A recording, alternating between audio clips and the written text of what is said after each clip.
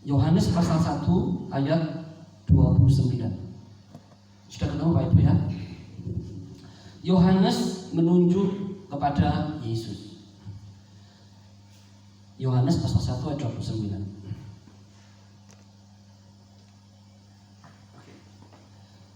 Pada keesokan harinya Yohanes melihat Yesus datang kepadanya dan ia berkata, "Lihatlah anak domba Allah yang menghapus dosa dunia." Nah, satu ayat saja cukup ya. Nah, Bapak Ibu, ini ada satu peristiwa tentang Yohanes Pembaptis ketika dia berjumpa langsung dengan Yesus ya. Dan dengan tegas dia mengatakan, lihatlah anak domba Allah yang menghapus dosa siapa? Dosa siapa? Dosa dunia. Ingat ya, kata ini dosa dunia. Kalau dikatakan dosa dunia, artinya bukan untuk orang Israel saja, bukan untuk orang Yahudi saja, ya sesama suku bangsanya, tetapi dosa dunia. Semua suku bangsa ya, jelas karena kalau kita membaca mengikuti tayangan YouTube ya debat segala macam itu dikatakan Yesus itu hanya untuk menebus dosa orang Yahudi saja, untuk orang Israel saja. Salah fatal ya, tidak membaca kitab dengan benar. Ini salah satu contoh ayat tentunya bahwa Yesus datang ya, anak domba Allah ini untuk menebus dosa dunia. Bukan dosa orang Yahudi saja, tapi dosa dunia. Tetapi mari kita renungkan begini, Bapak Ibu yang terkasih dalam Tuhan. Yang digunakan untuk menebus dosa dunia ini adalah siapa ditulis itu? Anak domba. Nah, saya mau bertanya, di sini ada nggak yang pernah lihat domba? Ada? Domba saya lihat di Sontang itu ada beberapa, saya lihatnya domba itu kalau di sini kita samakan kambing dengan domba, padahal itu dibedakan dengan bentuk tubuhnya. Biasanya kalau domba itu berbulu seperti wol, tebal dan tanpa tanduk, putih tanpa tanduk ya, nggak punya tanduk domba, itu cirinya. Kalau kambing punya apa? Tanduk ya, mau jantan mau betina. Kalau kambing selalu punya tanduk ya, semakin tua tanduknya semakin, kalau jantan semakin panjang. Tapi kalau domba tidak ya, domba lebih tebal wolnya, kulit bulunya wolnya kan lebih tebal dan tanpa tanduk. Cuma domba di Indonesia saya lihat agak kusam ya, agak kotor ya, enggak dicuci kan. Kalau domba-domba di luar negeri biasanya kalau kita lihat di video-videonya itu lebih terpelihara, lebih bersih ya, lebih bersih. Tetapi ingat bahwa gambaran yang dipakai Yohanes Pembaptis untuk menegaskan bahwa yang menebus dosa dunia ini adalah gambaran anak domba, bukan domba. Domba itu lebih besar, lebih kuat. Tapi kalau anak domba itu apa? Anaknya domba lebih apa? Lebih lemah, kecil, tidak berdaya, ya kan? Namanya anak domba. Anda apapun dia juga menyerah. Ya, gampang ditangkap, ya, rentan sekali. Ya. Gambaran ini yang dipakai oleh Yohanes Pembaptis untuk menegaskan bahwa setiap kita ditebus, dunia ditebus dengan anak domba. Anak domba ini murni tidak berdaya. Ya, apa maksudnya? Nah, Bapak Ibu yang terkasih di dalam firman Tuhan ya, gambaran anak domba ini di Injil Matius, Markus, Lukas dan Yohanes ya, di 4 Injil ini ya. Perhatikan baik-baik, kalau saya mengatakan Injil itu artinya 4 ya. Kalau kita baca teologi nanti atau baca Alkitab, Injil itu cuma 4, Matius, Markus, Lukas, Yohanes. Tetapi dibagi lagi ada namanya Injil Sinoptik.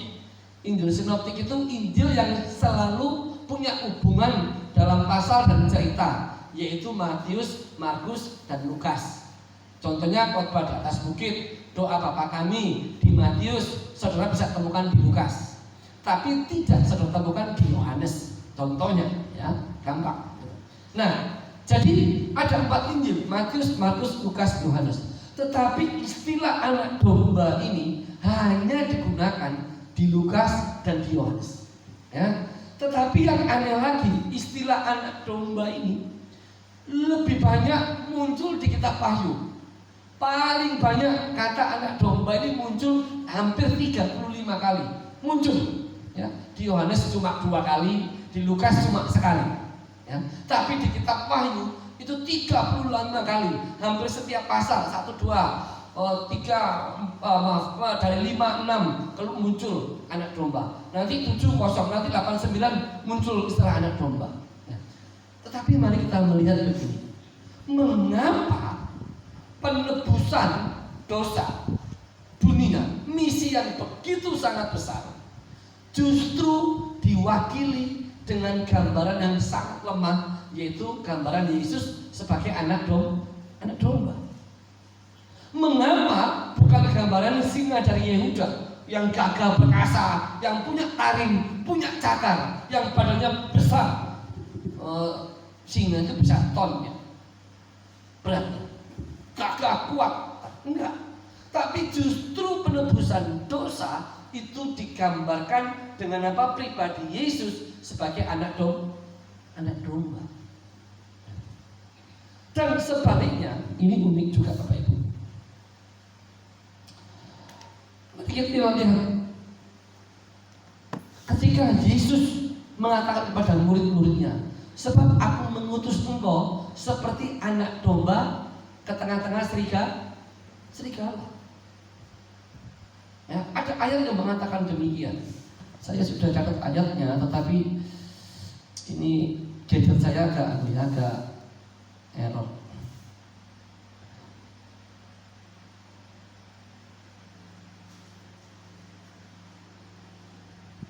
Nah, Lukas 10 ayat 3. Silakan dibaca. Lukas pasal 10.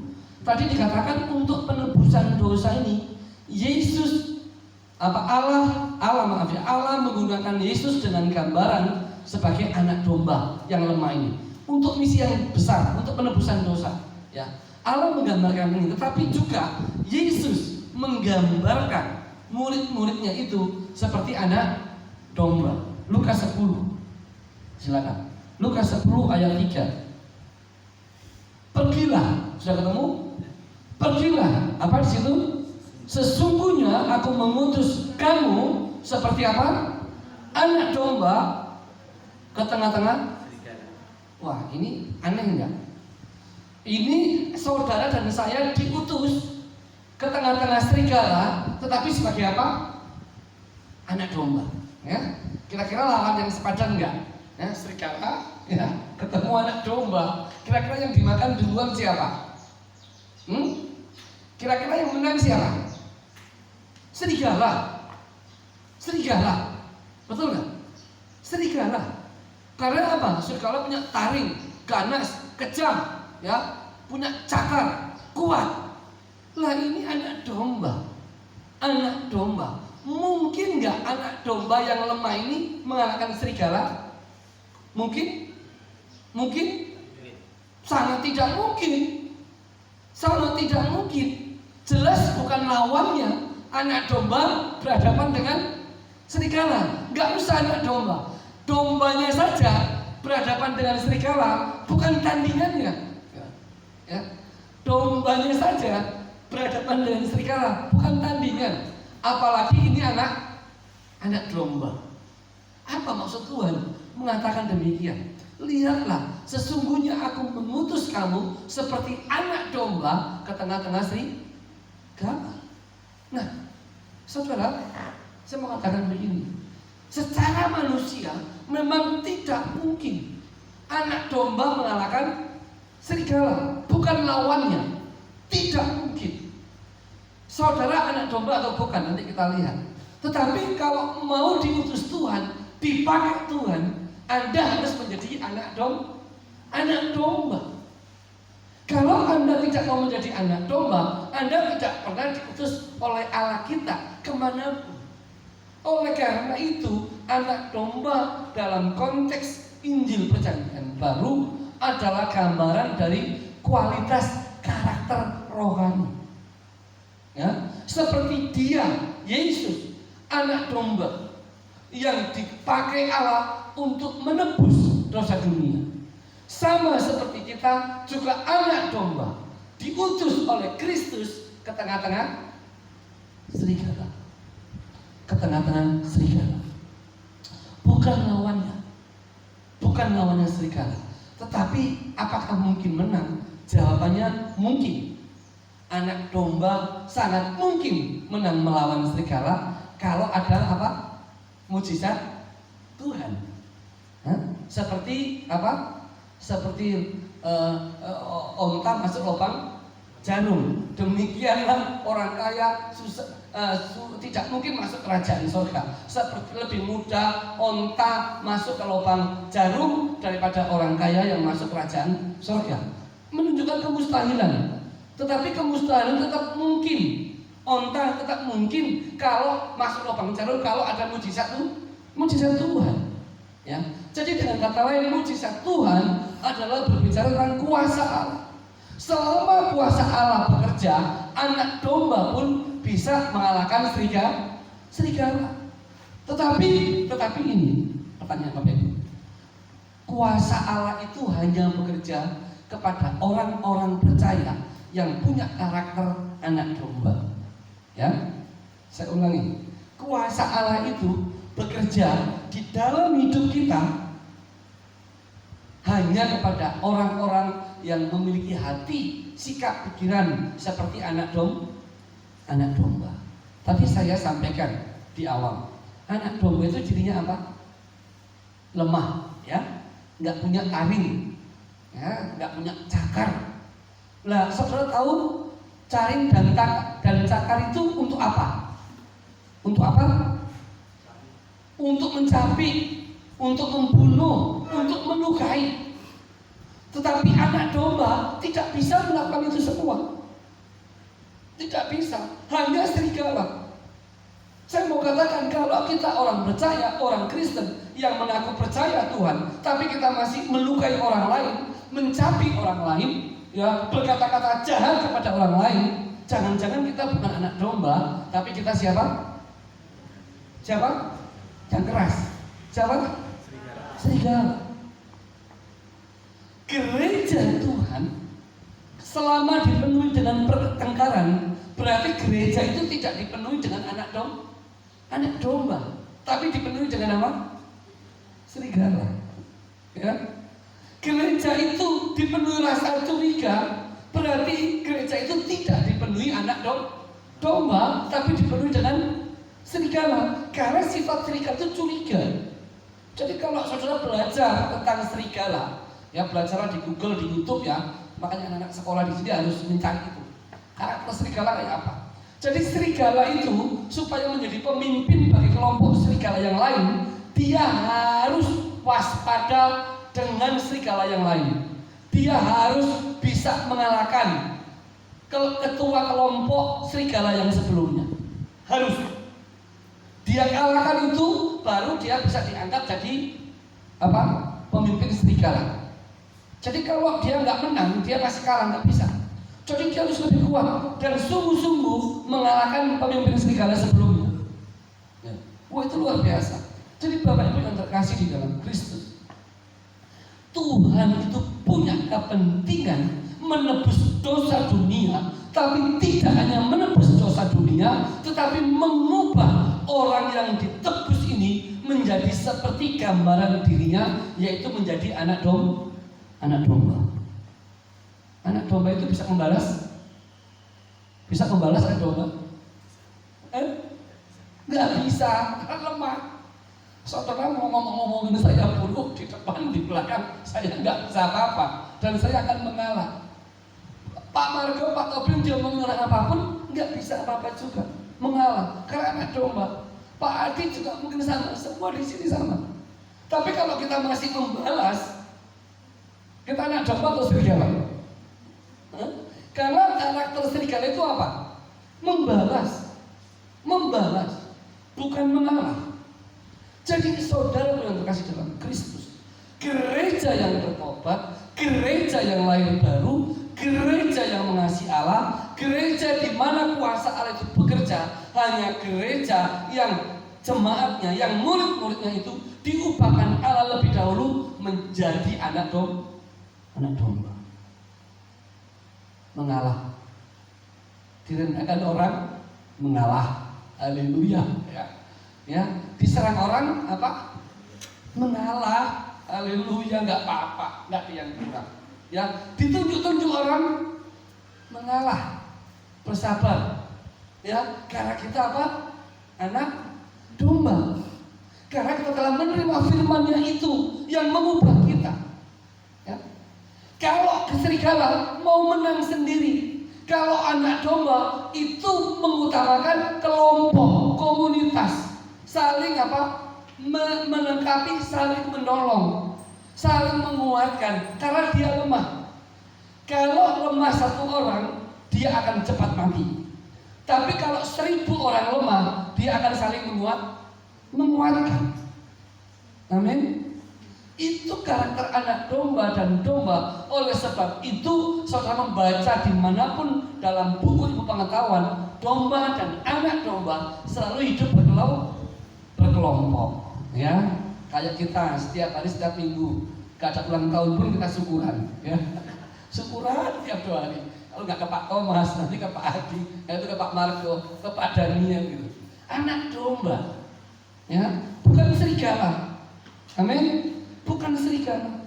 Gitu, ya. Nah, Bapak Ibu yang terkasih di dalam Tuhan, gereja Tuhan harusnya menjadi satu komunitas besar yang dipenuhi dengan anak domba dan tidak mengizinkan serigala bisa masuk kepada kawanan itu. Nah, saya mau tanya, kalau kamu pun serigala yang kuat sekalipun, kalau ada satu serigala masuk di tengah-tengah 1000 domba, anak domba, kira-kira serigalanya bisa menang nggak?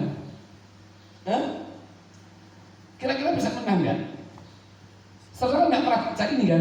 Saudara baca tentang domba. Domba itu ya di Israel kan digembalakan dan sering gembalanya tertidur di padang gurun. Jadi tetapi karena dombanya itu kemana-mana berkelompok, kemana-mana sama mencari padang rumput, kadang-kadang ada bukan serigala, bahkan singa zaman dulu ya. Tapi kalau zaman sekarang serigala masuk ke tengah-tengah mereka, tapi serigalanya yang mati. Mungkin anak dombanya mungkin ada yang terluka, tapi serigalanya mati. Kenapa? Iya, kalau dia masuk di kelompok kawanan domba, terinjak-injak. Ya, kebaikan itu mengalahkan kejahatan. Itu firman Tuhan. Amin. Jadi kalau anak domba itu hidup dalam kesatuan, bergandengan tangan, saling menguatkan, saling menopang, saling mengasihi, saling mengangkat beban, saling mendahului dalam perbuatan baik, tidak akan ada kejahatan yang mampu bertahan. Amin. Gak ada. Makanya kalian anak asrama disini diajari itu. Kalau makan ingat adikmu, ingat saudaramu. Kalau bekerja, lakukan lebih dahulu. Jangan memilih. Aku sudah dijadwal kok. Aku sudah lakukan. Enggak. Kamu diajari sebagai anak domba. Diajari sebagai anak domba untuk meringankan, mengambil alih yang kuat, menanggung yang lemah. Itu anak domba dan domba. Gambaran yang diajarkan di dalam Alkitab. Nah, Bapak Ibu yang terkasih dalam Tuhan, ini yang menjadi masalah sekarang. Manusia itu di dalam hidupnya selalu ada pikiran-pikiran apa? Serigala. Ya, mari kita membaca di 1 Yohanes.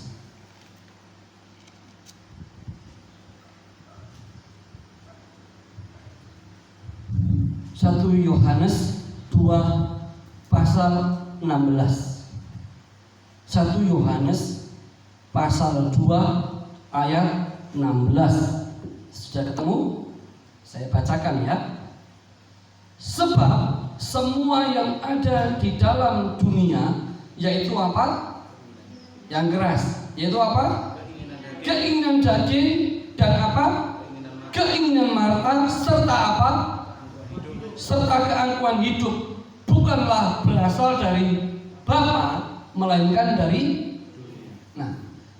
dunia ini apa? Keinginan daging, keinginan mata, dan keangkuhan hidup. Ini yang menjadikan kita menjadi apa? Serigala. Serigala itu angkuh sekali. Angkuh sekali. Yang kuat yang menang, yang kuat merendahkan yang kecil. Itu serigala. Keangkuhan mata, ya, selalu membandingkan dirinya dengan orang lain. Aku dulu itu sengsara, nggak bisa, nggak kayak kamu begini, misalkan. Ya. Kita bandingkan orang dengan diri kita. Keangkuhan hidup, keinginan daging. Apa yang menjadi standar dunia itu yang kita ingini. Oleh karena itu gereja, orang-orang sekalipun mengaku sebagai orang percaya, di dalam pikiran itu, di dalam hatinya itu, selama masih ada keinginan dunia, yaitu keinginan mata, keinginan daging, dan keangkuhan hidup, dia adalah gambaran serigala yang lengkap. Gambaran serigala yang lengkap. Karena itu ciri khas serigala. Ya kan? Sampai makanya sampai kita memahami betul yang menjadi hukum utama dan yang terutama yang seperti dikatakan di Matius 22. Karena manusia itu punya keinginan daging, keinginan mata, dan keangkuhan hidup yang semuanya berpusat kepada diri sendiri. Kenapa saya punya keinginan mata? Untuk kepuasan, untuk kesenanganku. Kenapa saya punya keinginan daging? Untuk memuaskan diriku. Kenapa aku punya keangkuhan hidup? Karena aku mau mengangkat di posisi yang lebih tinggi. Ini serigala semua. Oleh karena itu Tuhan tahu ini masalah dasar manusia. Ini masalah manusia di dunia yang bersifat seperti serigala. Makanya kita mungkin seperti manusia, kita bisa senyum, bisa baik, tapi kita juga bisa mencakar, kita bisa melukai. Makanya kita bisa berkata-kata kasar, kita bisa memaki orang, ya, karena kita masih serigala. Makanya Tuhan mengerti di Matius 22, kasihlah Tuhan Allahmu dengan segenap hatimu, dengan segenap jiwamu, dengan segenap akal budimu, dan kasihlah sesamamu manusia seperti dirimu sendiri. Mengapa? Dari kehidupan yang berpusat kepada diri sendiri ini, Tuhan ubah menjadi anak domba, menjadi satu kehidupan yang berpusat kepada Allah dan sesama. Sampai kita punya pemikiran begini, tanpa kamu aku nggak bisa apa-apa. Sekalipun kamu lemah, tapi tanpa kamu aku tidak lengkap. Tanpa kamu aku tidak bisa apa-apa. Dan tanpa aku kamu juga tidak bisa apa-apa. Kamu dan aku adalah satu. Dan ini yang dikatakan Yesus di Yohanes 5. Bapa di dalam aku di dalam Bapa. Bapa dan aku adalah satu. Dan di Yohanes 14 Tuhan mengatakan apa? Jika kasih Allah tinggal di dalam diri kamu, ya kan? Tinggallah di dalam kasihku itu. Seperti maka aku dan Bapa akan tinggal di dalam kamu. Wah, luar biasa. Jadi kehidupan yang berpusat kepada diri sendiri ini, kehidupan yang hanya mengutamakan kebutuhan diri sendiri, kesenangan, keangkuhan, kehebatan diri sendiri ini sekarang dimatikan dengan cara Allah. Dimatikan dengan cara apa? Mengubah hati dan pikiran kita, menempatkan Tuhan dan sesama kita jauh lebih utama, menjadi pusat hidup kita. Oleh sebab itu kita diubahkan menjadi anak domba. Makanya kalau kita menjadi anak domba atau tidak, gampang aja. Seperti Gideon memilih pasukan yang akan berperang. Dari 10.000 orang dari 30.000 orang menjadi 10.000 orang, dari 10.000 orang disuruh minum lagi di tengah-tengah sungai, dan dari sekian ribu orang hanya tinggal berapa? 300 orang. Sedikit sekali. Yang lain pulang, nggak layak diutus, pulang, ya, balik ke gereja dulu, ya, biar diperbarui di dalam gereja, ya kan? Nah, kenapa? Bapak Ibu yang terkasih dalam Tuhan, untuk melihat kita domba atau serigala muda, mari kita belajar hidup sehari-hari kita, ya. Paling contoh kalau kita makan, ya kan? Kalau kita makan, kita pasti memilih yang terbaik atau yang terjelek? Terbaik dong. Dan terbaik itu untuk siapa? Untuk kita atau untuk orang lain? Untuk diri sendiri, ya, iya kan? Tapi mari kita belajar memelihara anak domba. Kalau aku makan terbaik, aku ingat saudaraku. Kamu dulu, kamu mau pilih mana? Aku ambilkan.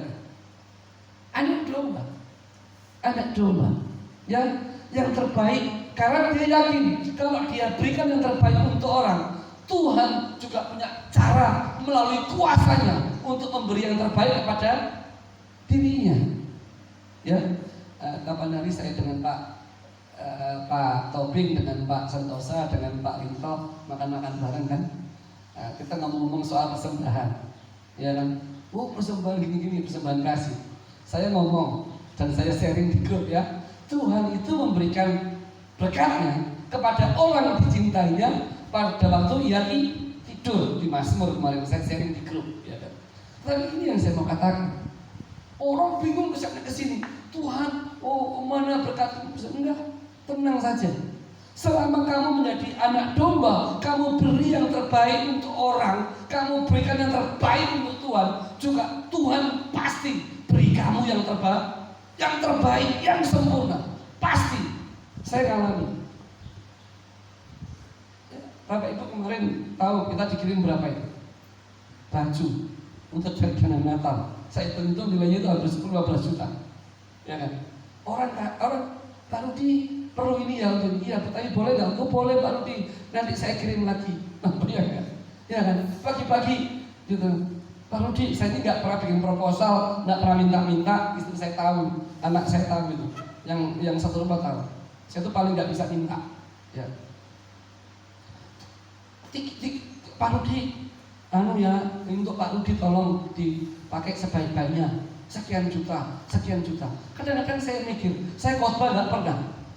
Diundang khotbah pun nggak pernah. Kalau diundang khotbah wajar ya, dikasih amplop gitu ya. Tapi ini saya nggak pernah. Nggak pernah. Jadi kadang-kadang saya malu dengan Tuhan. Tuhan, saya layak nggak menerima ini? Tapi Tuhan selalu mengatakan, enggak, bukan untuk dirimu. Kamu pakai secukupnya. Alirkan itu, karena kamu anak domba. Anak domba itu memberikan saja, mengalirkan. Ya kan, mengalirkan. Nggak pernah takut. Anak domba itu karakternya. Bukan dia untuk dirinya dikumpulkan, bukan untuk dirinya dikumpulkan. Enggak. Nanti seperti ayam potong, di kandang dikasih makan kelet, gemuk terus disembelih, kan? Tapi anak domba itu menempatkan Tuhan dan sesamanya jauh lebih utama. Bapak Ibu yang terkasih dalam Tuhan, kalau saudara dipanggil menjadi orang percaya, saudara dipanggil menjadi orang Kristen, saudara dipanggil untuk mengikut Tuhan, saudara dipanggil untuk melayani, pastikan dalam hidupmu Allah bekerja mengubah hidupmu menjadi anak domba lebih dahulu. Jangan pernah berpikir ingin melayani, jangan pernah berpikir ingin melakukan hal yang hebat. Jangan, saya katakan, sampai engkau yakin Tuhan bekerja mengubah hati dan pikiranmu menjadi anak domba. Dan ciri-ciri anak domba itu mudah. Kalau engkau dilukai, engkau tidak membalas. Kalau engkau dicapi, engkau tidak membalas. Kalau engkau difitnah, engkau tidak membalas. Kalau barangmu diambil, engkau tidak menuntut. Kalau orang nggak mengembalikan pun apa yang menjadi milikmu diambil, kamu tetap tenang. Karena Allah sanggup mengembalikan lebih dari segala apa yang kita pikirkan.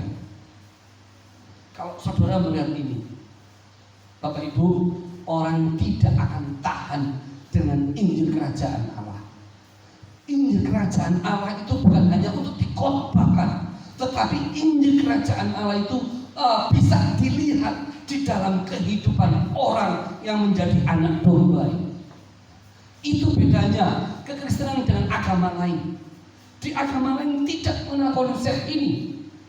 Hanya di dalam Alkitab firman Allah inilah yang mengajarkan kepada setiap kita yang percaya bahwa siapapun yang mencari Allah yang hidup, siapapun yang mencari Tuhan yang hidup, siapapun yang ingin mewarisi kerajaan Allah, dia juga harus memberikan dirinya dibentuk oleh Allah menjadi anak domba. Terakhir Bapak Ibu, terakhir, ketika kita mau dibentuk oleh Allah ini, kita seringkali memberontak, melawan. Kalau di hati nurani kita Tuhan ingatkan, kenapa kamu bermalas-malasan hari ini? Tuhan aku capek, seharian aku disuruh ini, disuruh kerja ini, belajar ini, waktu gameku nggak ada, misalnya. Iya kan? Kamu bisa melihat kita melawan, padahal nurani kita mengajarkan apa yang baik dan yang benar. Ya kan? Diajarin, ini yang baik, Pak, ini yang baik, Bu, ini yang baik. Apa mah kamu mah? Kamu baru kenal Tuhan kemarin, mau ngajar-ngajari aku. Kita melawan, kita memberontak untuk setiap apa yang baik. Kita sering gagal menjadi anak domba karena kita melawan kebenaran. Apa yang baik, apa yang benar, apa yang rohani, itu kita lawan. Karena bertentangan dengan keinginan kita. Bertentangan dengan keinginan kita. Bapak Ibu yang terkasih di dalam Kristus Yesus Tuhan, mari kita merenung seperti ini. Tuhan, betapa sia-sianya hidupku kalau mengikut Tuhan sekian puluh tahun, sekian tahun, ujung-ujungnya tetap menjadi serigala. Oke lah, nggak menjadi serigala, tetap aja menjadi anak serigala. Anak serigala itu masih punya cakar, sementara anak domba tidak punya cakar, tidak punya tanduk. Ya, Tuhan, aku nggak jadi serigala sekarang, tapi paling tidak aku menjadi anaknya. Ya, masih punya taring, masih punya cakar. Kalau dihina orang, diserang orang, direndahkan orang, kita masih membela diri, masih melawan. Menunjukkan ya kita bukan serigala, tapi kita masih anak serigala.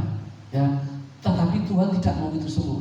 Tuhan mau kita menjadi anak domba. Anak domba dipandang tidak berdaya, dipandang lemah, tetapi kuasa Allah itu bekerja dengan luar biasa. Seperti Paulus bilang di jemaat Korintus, sebab di dalam kelemahan kuasa Allah menjadi sempurna. Tuhan memberkati. Mari kita nyanyikan pujian.